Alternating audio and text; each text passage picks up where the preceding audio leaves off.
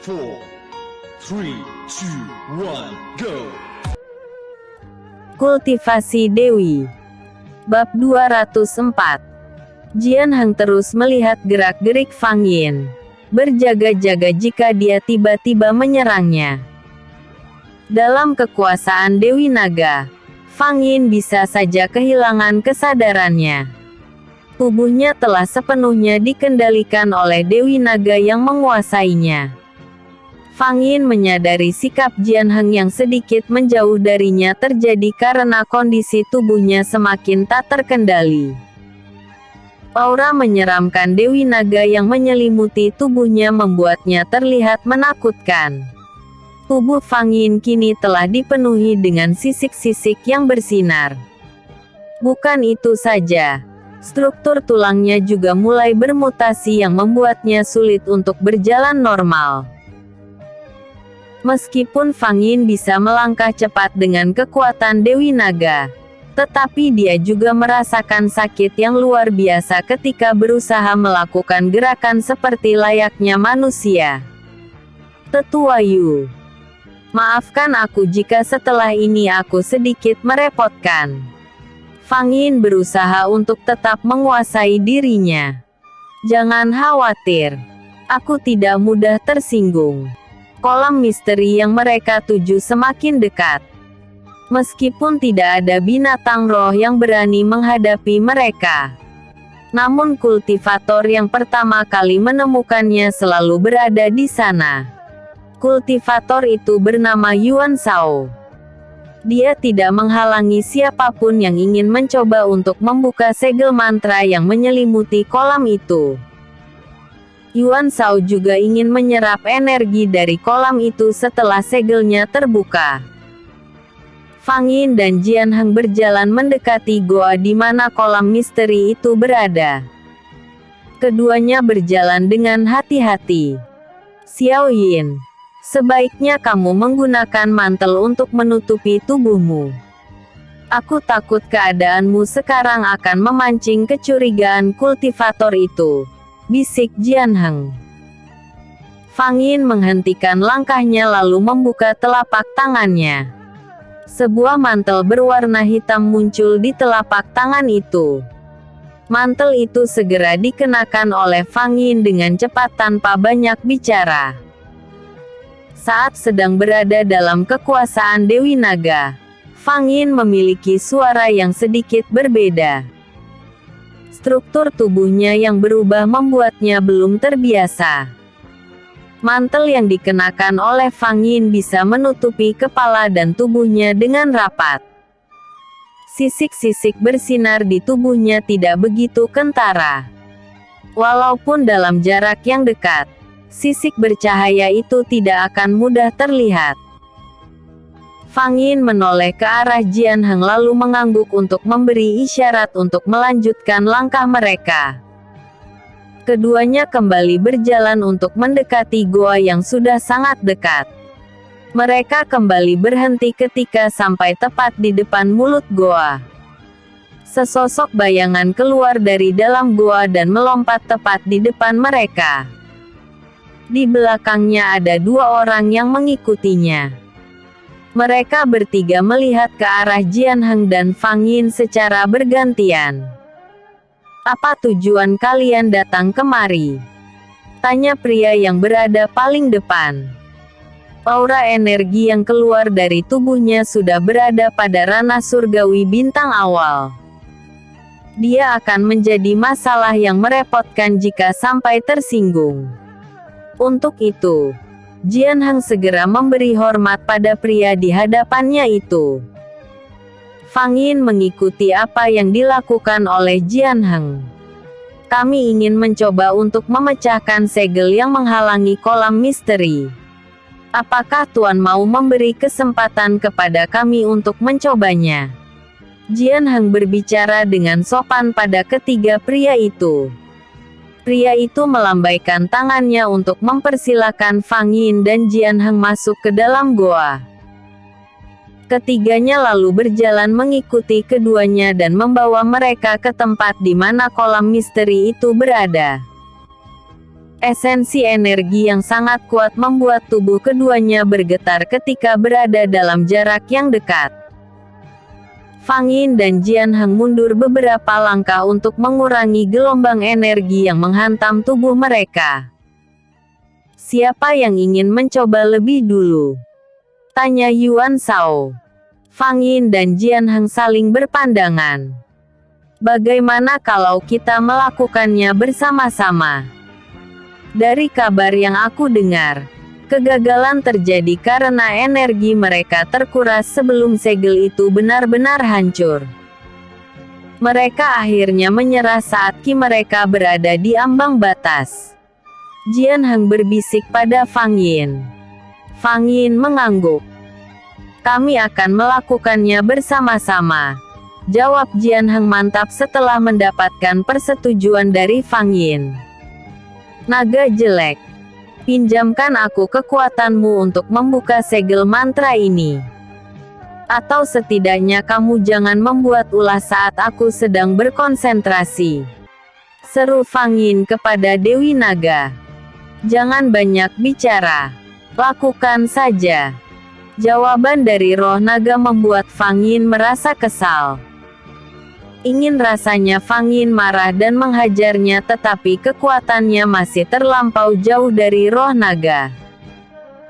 Meskipun sikap roh naga terkadang sangat arogan dan menyebalkan, Fang Yin berusaha untuk menahan diri agar tidak bertindak gegabah. "Baiklah. Kalian boleh melakukannya bersama-sama." Yuan Shao dan kedua anak buahnya berjalan mundur untuk menghindari kemungkinan buruk yang bisa saja terjadi. Fang Yin dan Jian Heng mulai bersiap. Mereka menggerakkan tangannya untuk memusatkan Ki pada telapak tangan mereka. Fang Yin yang telah menguasai kitab 9 naga bintang 5, mampu membuat segel mantra dan pembuka mantra. Sementara itu, Jian Heng menyalurkan energinya untuk memperkuat segel Fang Yin. "Kamu sungguh luar biasa, Xiao Yin. Aku harus lebih meningkatkan kultivasiku agar suatu saat bisa sejajar denganmu." Simbol mantra yang dibuat oleh Fang Yin telah terbentuk dengan sempurna. Dengan bantuan Jian Heng, simbol itu mengeluarkan kekuatan yang mampu menggetarkan dinding goa. Fang Yin dan Jian Heng terus memperkuat segel yang terbentuk sebelum mendorongnya untuk membuka segel pelindung kolam misteri. Muncul percikan cahaya berwarna kuning keemasan dari segel pembuka yang dibuat oleh Fang Yin. Hawa panas memenuhi ruangan itu.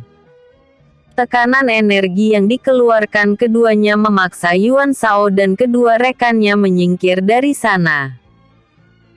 Tubuh mereka seperti terbakar karena penggabungan energi pada segel mantra pembuka. Setelah energi Jian Heng cukup banyak yang terserap ke dalam segel mantra, Fang Yin mendorongnya perlahan ke arah kolam misteri.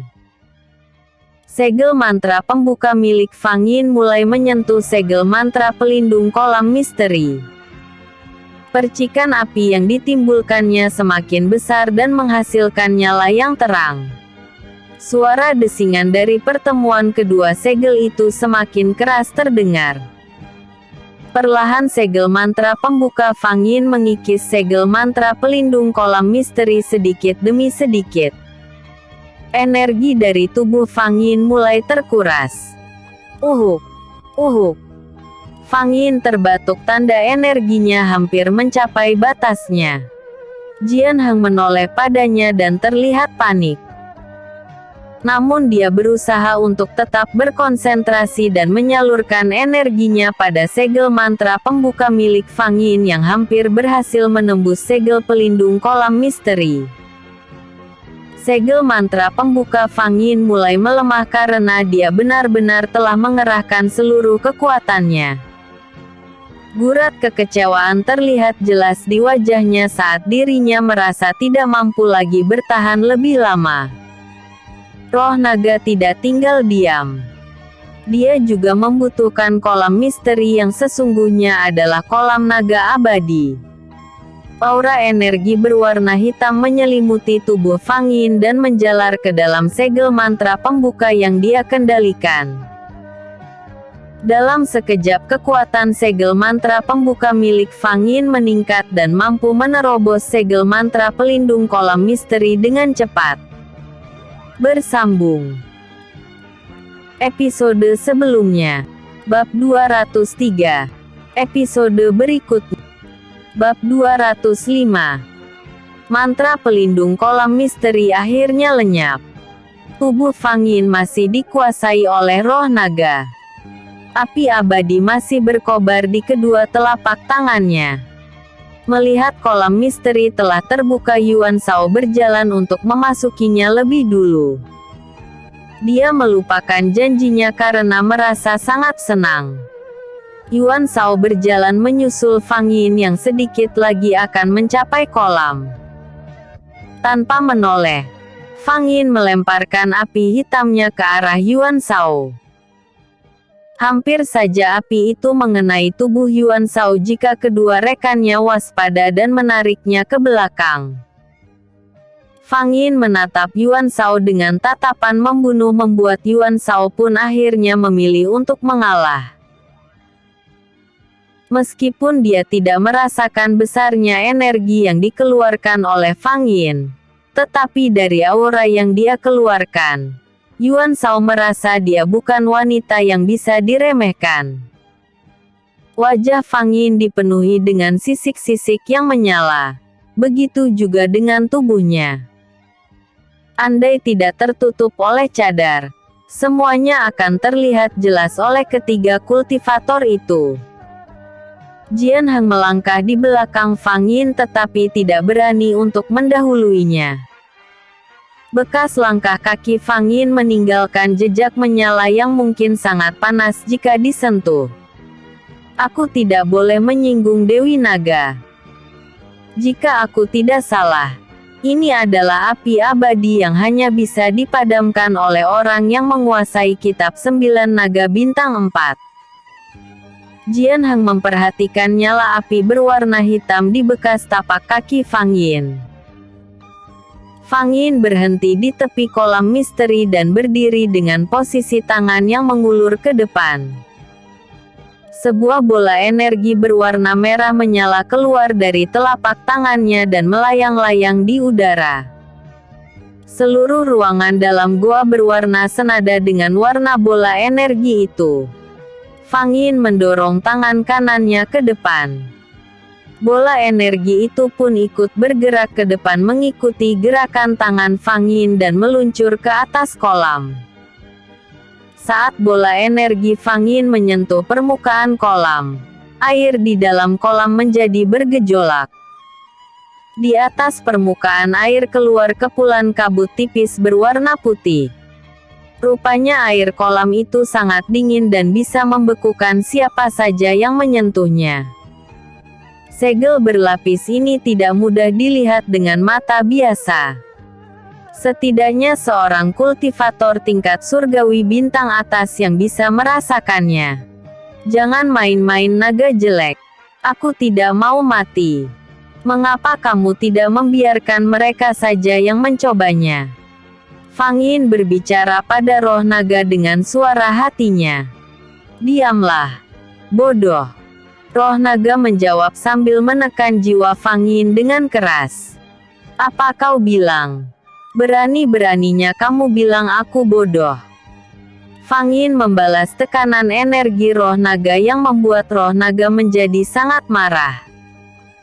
Seluruh pergerakan Fang Yin dikunci olehnya. Sial.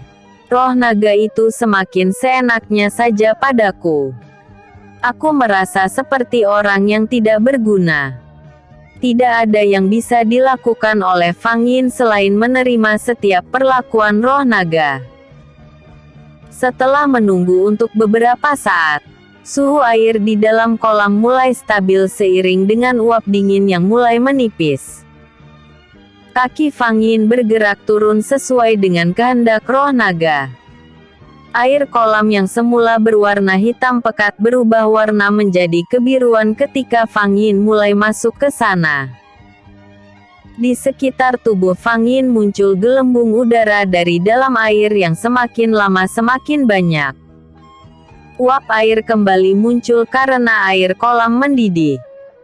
Tubuh Fang Yin tenggelam ke dalam kolam sehingga tidak tampak lagi sedikit pun. Permukaan air kolam itu kembali tenang.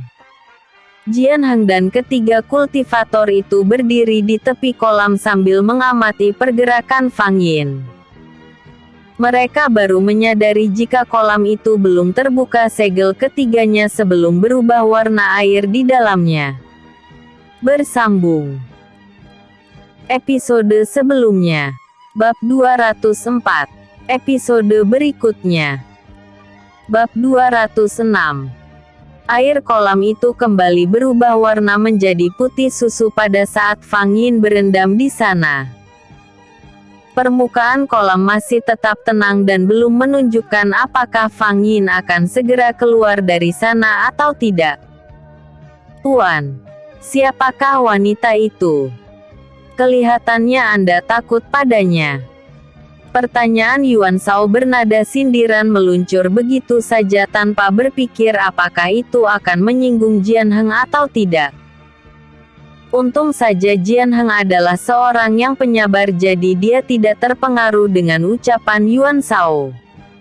Dia teman wanitaku.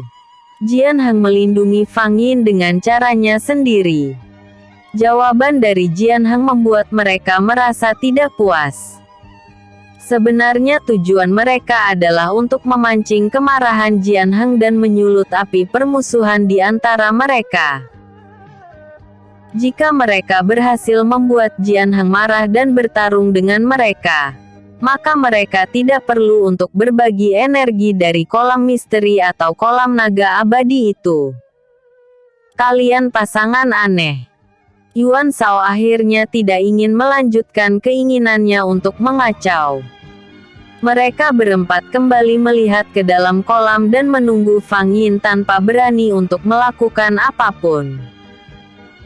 Meskipun kekuatan Fang Yin tidak terlihat, tetapi api abadi yang dia miliki membuat keempatnya berpikir 1000 kali untuk mengusiknya.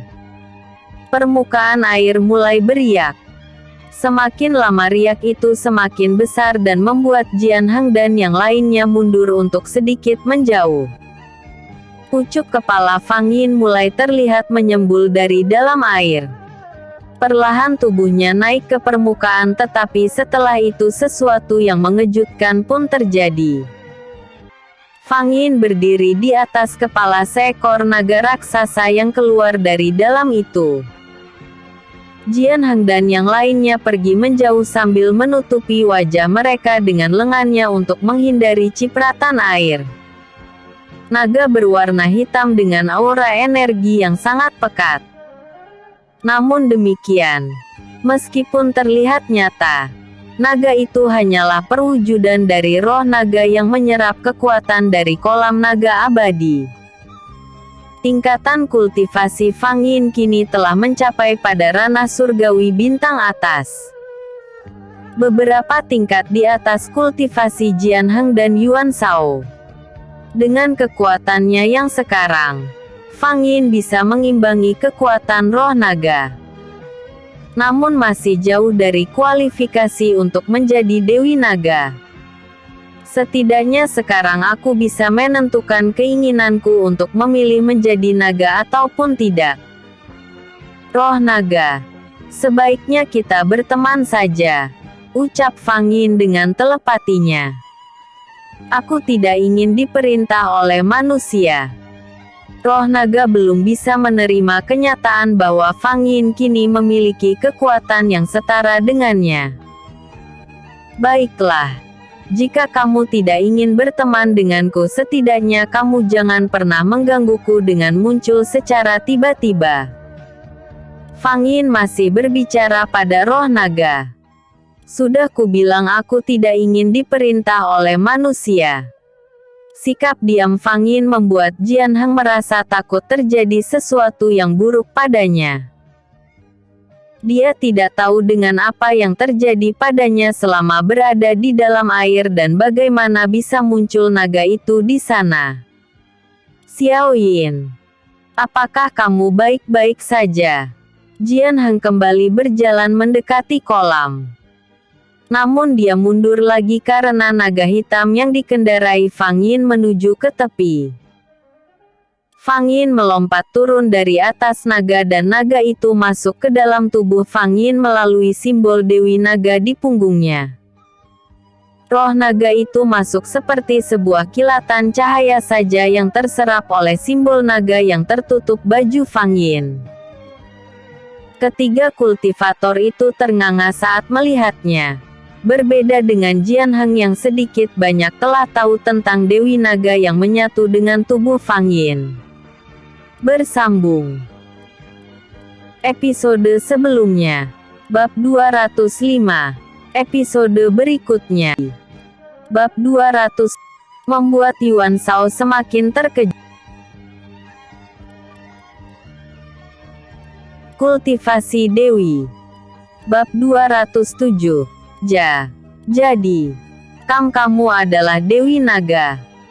Aku pikir Dewi Naga hanya ada di dalam legenda saja. Yuan Shao berbicara dengan terbata-bata ketika mengetahui siapa Fang Yin sebenarnya. Fang Yin memutar badannya lalu berjalan untuk menghampiri Yuan Shao. Energi murni dari kolam ini telah aku serap seluruhnya. Terima kasih telah memberikannya untukku. Ucapan Fang Yin membuat Yuan Shao semakin terkejut. Matanya membulat sempurna saat mengetahui kenyataan pahit yang harus dia dapatkan. Apa daya dia tidak mungkin bisa mengalahkan Dewi Naga. Tidak masalah. Iya kan? Yuan Shao mengatakan itu sambil meringis memaksakan senyumnya dan menoleh pada kedua rekannya secara bergantian. Iya. Tidak masalah. Mereka berdua menjawab secara bersamaan dengan senyum keterpaksaan yang sama. Tidak ada yang perlu dikhawatirkan lagi. Fang Yin memutar langkahnya untuk meninggalkan kolam itu. Apa yang terjadi di dalam kolam itu? Xiao Yin. Jian Heng tidak bisa menahan diri dari rasa penasarannya. Fang Yin menatap Jian Heng sejenak lalu kembali melangkah. Di dasar danau itu. Ucapan Fang Yin terhenti ketika dia baru saja akan mulai untuk menceritakan apa yang dia alami di dalam kolam. Sebuah lemparan energi melesat ke arahnya sehingga Jian Heng menariknya tanpa permisi. Tubuh Fang Yin menabrak tubuh Jian Heng dan kedua mata mereka saling bertemu. Serangan itu kembali datang, membuat Jian Heng kembali menarik tubuh Fang Yin untuk menghindar. Astaga! Mengapa aku malah terbengong seperti anak kecil yang berlindung di ketiak ibunya? Di serangan ketiga Fang Yin mendorong tangannya ke depan dengan telapak tangan terbuka. Sebuah lemparan energi yang melesat ke arahnya kehilangan kecepatannya dan berhenti tepat di depannya. Sepersekian detik kemudian, Fang Yin mengembalikan energi itu pada pemiliknya. Boom! Sebuah ledakan yang sangat keras terdengar ketika lemparan energi Fang Yin menghantam sebuah dinding batu dan meninggalkan lubang yang dalam. Energi itu menjadi sangat besar meskipun Fang Yin hanya mengeluarkan sedikit ki miliknya untuk mendorongnya. Beruntung penyerang Fang Yin bisa menghindar. Di dalam kegelapan malam Fang Yin bisa melihat dengan jelas di mana para penyerang itu bersembunyi. Rupanya bandit-bandit itu telah mencium keberadaan kita di sini. Fang Yin menoleh pada Jian Heng. Kita harus berhati-hati, Xiao Yin. Sepertinya mereka lebih dari 2 orang dan bersembunyi di tempat yang tidak kita ketahui. Fang Yin mengangguk. Sepertinya Tetua Yu tidak bisa mendeteksi keberadaan mereka. Mungkin insting roh naga yang membuatku begitu peka. Ada gunanya juga dia ada di tubuhku. Fang Yin bermonolog dalam hati sambil mengangkat sebelah sudut bibirnya. Bandit itu kembali menyerang mereka berdua. Kali ini sekaligus 5 buah lemparan energi yang melesat ke arah mereka. Fang Yin mengangkat tangannya ke udara dan mengeluarkan sebuah bola energi. Bola energi yang dikeluarkan oleh Fang Yin terbagi menjadi 5. Kelima bola energi Fang Yin melesat menjemput bola-bola energi lawan. Ledakan demi ledakan terdengar sangat keras ketika kedua energi itu bertemu. Bocah nakal ini semakin hebat saja. Dia sama sekali tidak memberi kesempatan padaku untuk membalas serangan lawan. Jian Heng merasa kagum akan kemampuan Fang Yin yang meningkat pesat. Meskipun dia tidak bisa merasakan aura energi Fang Yin, tetapi dari caranya melakukan serangan saja dia bisa tahu jika kultivasi Fang Yin telah melampaui dirinya. Hebat juga anak muda. Pemimpin bandit itu sepertinya lelah bersembunyi. Akhirnya mereka menampakkan dirinya di hadapan Fang Yin dan Jian Heng. Bersambung. Episode sebelumnya. Bab 206. Episode berikutnya. Bab 208. Sebenarnya itu bukanlah sebuah pujian karena mereka terlalu sombong untuk mengakui kehebatan orang lain. Mereka merasa jika merekalah yang paling hebat. Tidak peduli sekuat apa lawan di hadapan mereka. Para bandit itu saling bekerja sama untuk menaklukkan target yang mereka incar. Ada beberapa anggota cadangan mereka yang bersembunyi di tempat yang sedikit jauh. Mereka akan datang membantu jika pemimpin mereka mengalami kekalahan. Di saat musuh mereka lemah, anggota cadangan itu datang untuk menyerang. Itulah kunci kemenangan mereka. Strategi itu mungkin akan berhasil untuk orang lain. Namun sepertinya itu tidak akan berlaku untuk Fang Yin. Fang Yin tahu berapa jumlah mereka sebenarnya dan di mana mereka bersembunyi. Oh, ya. Itu karena aku sangat bersemangat untuk melawan orang-orang licik seperti kalian. Mataku sangat terang. Apa kalian pikir bisa bersembunyi dariku? Fang Yin melangkah maju mendekati pemimpin bandit itu. Pemimpin bandit itu terbelalak saat mendengar ucapan Fang Yin. Belum hilang keterkejutan mereka. Fang Yin kembali melakukan hal yang membuat mereka ternganga. Dalam satu kali gerakan, Fang Yin melemparkan beberapa buah jarum yang telah dia aliri oleh Qi ke arah anggota cadangan para bandit itu. Jarum-jarum itu meledak di dekat anggota cadangan bandit yang berjumlah 5 orang dan 2 di antaranya terkena oleh lemparan jarum itu. Siapa kamu sebenarnya? Pemimpin bandit itu tidak bisa melihat Fang Yin dengan jelas. Pakaian yang dikenakan Fang Yin serba gelap sehingga membuatnya semakin tersembunyi di dalam kegelapan malam. Hanya suaranya saja yang membuatnya dikenali sebagai seorang wanita. Tidak penting siapa aku. Yang jelas aku orang yang akan membunuhmu dan menghentikan kejahatanmu. Tubuh Fang Yin melayang ke udara dengan aura energi putih terang menyelimuti tubuhnya. Jian Heng tidak ingin menjadi penonton saja. Dia mulai menyerang para bandit yang berada di bawah sementara Fang Yin bertarung bersama pemimpinnya. Di kejauhan terlihat Yuan Long mengintip pertarungan itu tanpa ada keinginan untuk ikut campur. Malam yang gelap menjadi terang oleh ledakan energi dan pepohonan yang terbakar. Fang Yin tidak ingin mengulur waktu dan segera menyelesaikan pertarungan itu.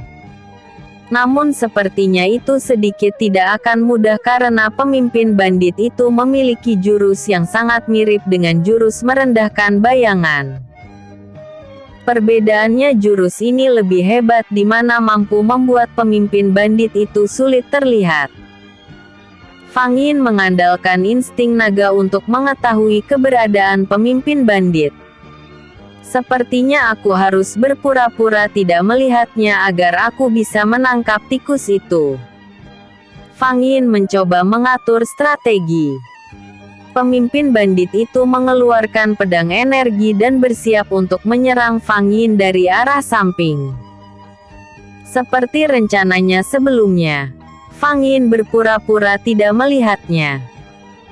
Ketika serangan itu mendekat dengan sangat cepat, Fang Yin pun memutar tubuhnya dan mengayunkan pedang energinya menghalau pedang energi lawan. Kedua pedang energi mereka lenyap ketika saling bersentuhan karena Fang Yin memberinya mantra untuk membuatnya menghilang setelah menyerap energi pedang lawan. Pemimpin bandit itu melakukan serangan dengan jarak dekat. Beberapa kali terlihat dia melayangkan pukulan ke arah Fang Yin dengan energi besar yang melapisinya. Fang Yin menggunakan jurus napas naga dan menangkap setiap pukulan itu dengan telapak tangannya.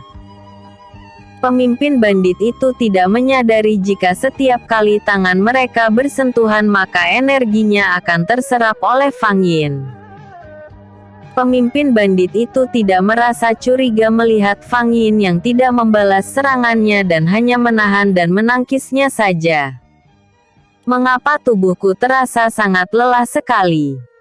Sepertinya aku tidak menggunakan kiku secara berlebihan.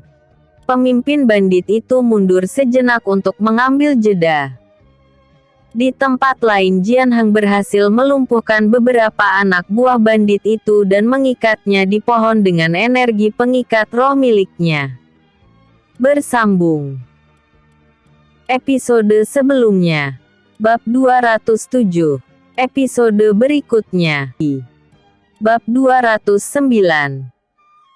Setelah menyerap esensi dari besi meteor berusia ribuan tahun, kekuatan jurus pengikat roh milik Jian Heng meningkat berlipat-lipat ganda. Sangat sulit bagi para bandit itu untuk melepaskan diri mereka. Pemimpin bandit berpikir keras untuk mengalahkan Fang Yin. Dia terlihat sedang melakukan gerakan pemulihan. Kedua tangannya berada di depan dada dengan posisi telapak tangan menghadap ke atas dan ujung jari tengah saling bersentuhan. Di belakang pemimpin bandit itu terlihat sebuah segel mantra yang membentuk simbol serigala bercahaya kemerahan. Setelah segel terbentuk dengan sempurna, pemimpin bandit itu menggerakkan kedua tangannya ke samping hingga terlentang. Telapak tangannya menghadap ke atas dan beberapa saat kemudian segel yang dia bentuk dikelilingi oleh banyak sekali api energi. Rupanya bandit kejam ini juga memiliki energi cadangan yang tersimpan dalam sebuah segel mantra. Strategi yang matang. Tapi kurasa dia belum menyadari jika aku telah menyerap energinya yang lain. Fang Yin bersikap waspada dan terus mengamati pergerakan yang dilakukan oleh pemimpin bandit itu. Tirukan segel itu dan buatlah api abadi mengelilinginya. Roh naga berbicara dengan telepatinya. Tumben sekali kamu peduli padaku. Biasanya kamu bisanya hanya menyiksaku dan selalu membuatku kesulitan. Fang Yin berbicara setengah menyindir roh naga. Tutup mulutmu. Lakukan saja apa yang aku katakan. Roh naga itu kembali kepada sikap memaksanya. Daripada urusannya bertambah ribet, Fang Yin pun melakukan apa yang dikatakan oleh roh naga. Ide yang dia berikan ini tidaklah buruk seperti sikapnya yang arogan. Kedua tangan Fang Yin mendorong ke atas untuk membentuk segel mantra. Setelah segel mantra berwarna ungu kehitaman itu terbentuk, dia segera menggerakkan mantra itu ke depannya. Sesaat kemudian, keluarlah api berwarna hitam mengelilingi segel itu. Di tengah segel mantra, terdapat simbol naga yang bersinar. Pemimpin bandit itu menggerakkan segelnya dan membuatnya melepaskan api yang mengelilingi segel itu dengan kendali jarak jauh. Api-api itu meluncur dengan cepat ke arah Fang Yin. Hal yang sama pun segera dilakukan olehnya. Tidak ingin terlalu banyak berpikir, Fang Yin segera memutar segelnya dan membuat tempo lemparan yang lebih cepat dari milik pemimpin bandit. Kesempatan untuk menang bagi pemimpin bandit semakin menipis karena seluruh api energinya yang terlempar dilahap oleh api hitam Fang Yin. Pertarungan keduanya semakin tidak seimbang hingga seluruh serangan pemimpin bandit itu berhasil dilumpuhkan oleh Fang Yin. Tersinggung senyum kemenangan di balik cadar Fang Yin. Untuk mengakhiri pertarungan itu, Fang Yin mendorong segel mantra miliknya dan menghantam segel mantra milik pemimpin bandit. Api hitam yang masih tersisa membakar tubuh pemimpin bandit dan membuatnya segera turun lalu menjatuhkan dirinya ke tanah. Pemimpin bandit itu berguling-guling sambil berteriak memilukan mengingat api di tubuhnya tidak kunjung padam. Semakin lama api itu semakin membesar dan membuat tubuh pemimpin bandit itu terbakar hidup-hidup. Anak buahnya yang menyaksikan itu merasa sangat ketakutan dan berharap jika mereka tidak akan mengalami nasib yang sama dengan pemimpin mereka. Harapan kosong yang tentunya tidak akan mungkin mereka dapatkan. Tetua Yu, bolehkah aku melenyapkan mereka sekarang juga? Fang Yin meminta izin pada Jian Heng untuk menghabisi para bandit yang tersisa. Jangan terlalu kejam, Xiao Yin. Sebaiknya kamu langsung membunuh mereka tanpa harus menyiksanya terlebih dahulu, jawab Jian Heng lembut. Tidak ingin ada lagi yang menghalangi jalannya, Fang Yin segera melemparkan jarum beracun pada para bandit itu.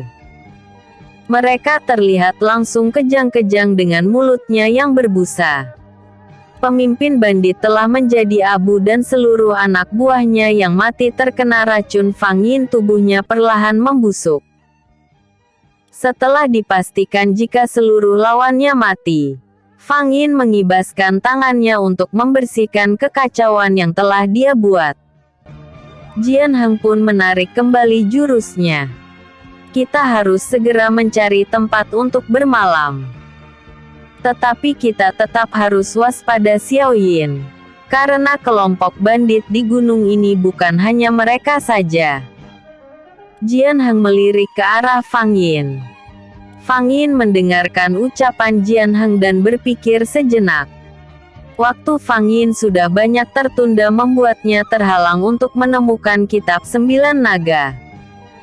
Di Gunung Serigala Merah juga bukan tempat yang aman untuk beristirahat. Oleh karena itu, Fang Yin memutuskan untuk melanjutkan perjalanannya dan meninggalkan gunung itu malam itu juga. Bersambung. Episode sebelumnya. Bab 208. Episode berikutnya. Bab 210. Tanpa meminta pendapat dari Jian Heng, Fang Yin segera mengeluarkan artefak daun miliknya dan melompat ke atasnya. Naiklah.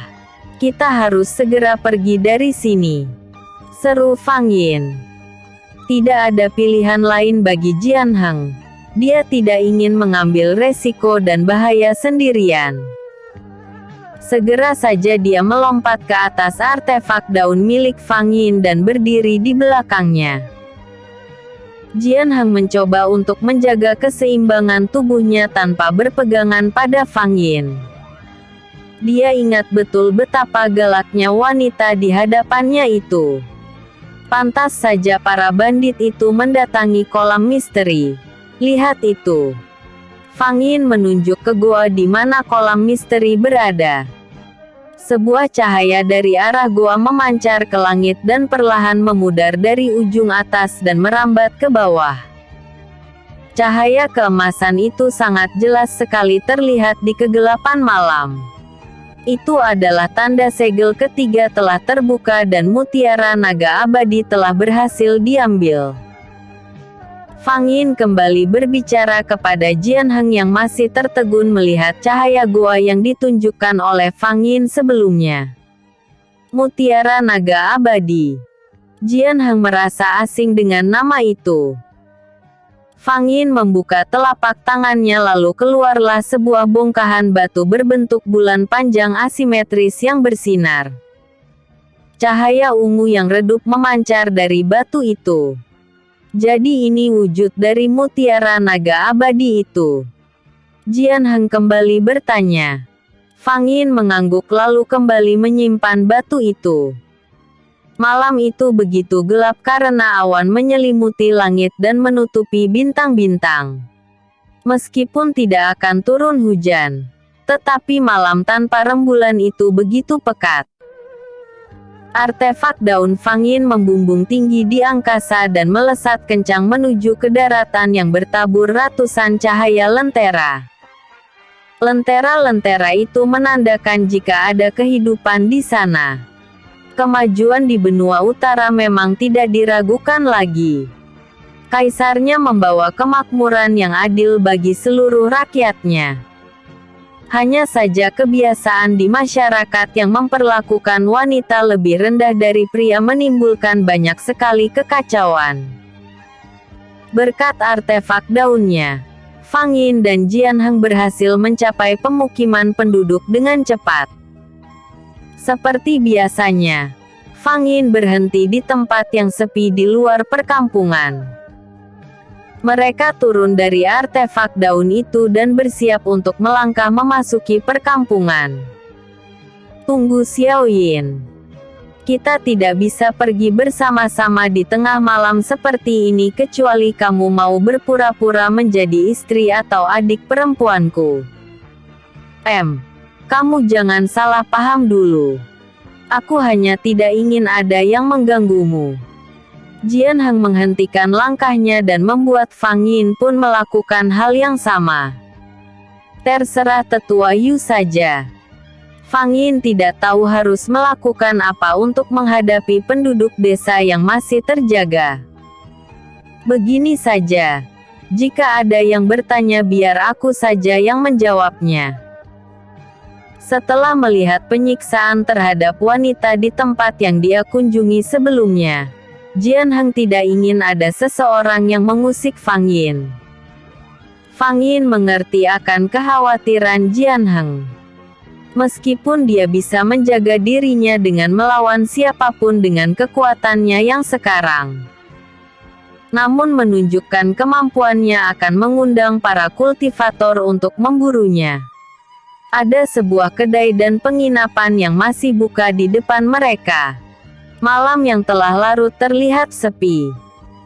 Di dalam kedai itu hanya terlihat beberapa orang pria yang sedang minum arak. Fang Yin mengikuti Jian Heng lalu berdiri di belakangnya saat Jian Heng sedang memesan kamar untuk mereka.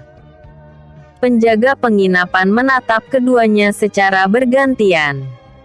Mungkin dia merasa heran mengapa mereka memesan kamar yang terpisah. Setelah membayar sejumlah uang, akhirnya penjaga penginapan itu memberikan kunci kamar untuk mereka berdua dan meminta pelayan untuk menunjukkan kamar mereka.